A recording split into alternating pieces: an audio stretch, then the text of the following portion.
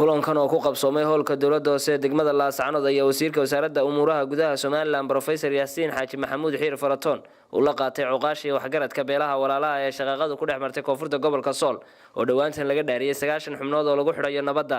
mas'uuliyiinta maamulka gobolka kan degmada iyo waxgaradkii ka qayb galay ayaa ku dheeraaday sidii loo sii ambaqaadi lahaa nabad waartana looga dhalin lahaa deegaankaasi maamulkuna uu ku garab taagan yahay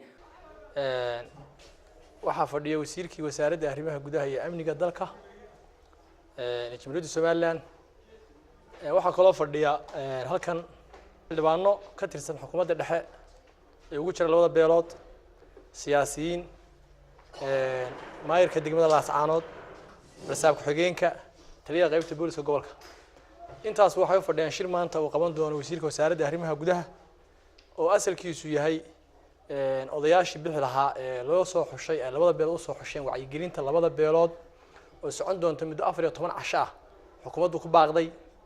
inuu oraahdii uu ku lahaa wasiirku iyo wixii talooyina iyo wixii tusaalooyin oo siisi hadii la yiraahdo lana sii dardaarmo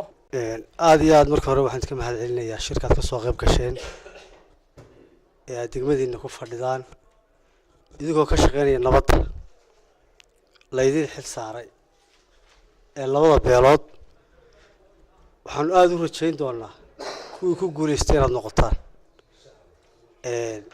oo aan dhibaato dambe dadka ehelka ay wada dhashay ka dhex dhicin mas'uuliyiintuna ay ku farxi doonaan waxaan leeyahay ilaahay haynoo nabadda haynoo xidho ilaahay haynoo hagaajiyo nabadda waxaa ka mid ah anagu hargeysaan joognay ragayga badiisa wasiirka inagana wayna tartay dawladana sharaf u timid ilmaa riyaalto oo qodobkeena meesha waxa weeye wixii la qabtay amni loo qabto ku degdegooda hal soo daayo warkaa ku jira jeelka badbaadaya labada intuu dhiban lahaa intuu wadada nabadda marinayno taa ku degdegan oo taa qulan lahayn maanta waxaad hesheen dhawaaqina tabaabushiisi tabaabushaho ahaa fulinta alxamdulillaah rabbil caalamiin mahmaadii ninka abtiga una ahay oo ku maamaahay niman ka dheerayn tawaayahay maanta wasiirka daaqiliga ingiriiska ka yimid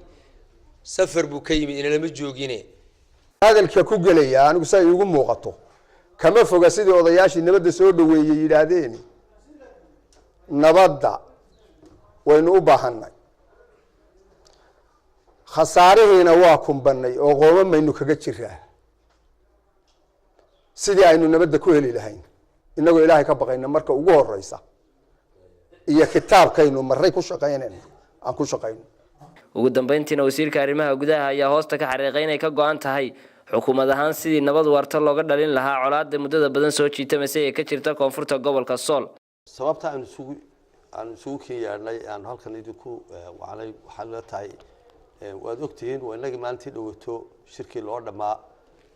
kaga dhawaaqnay in sida hawsha loo gelayo hawsha maxay tahay hawd ka dhacaysa in la gelayo iyo dhibaatada colaadda si loo soo afjaro qayb ka mid ahina inay tahay in si wada jir ah labada beelood waxgaradkoodu odayaashooda duqeydooda qorweyntooda ay dadku yaqaaniin maxay tahay inay afki beesha ku hadli karaan ay og yihiin inay hogaamiyaan isku dayga nabadda aynu wadno Samiir Saciid Bila Bulsha TV Laascaanood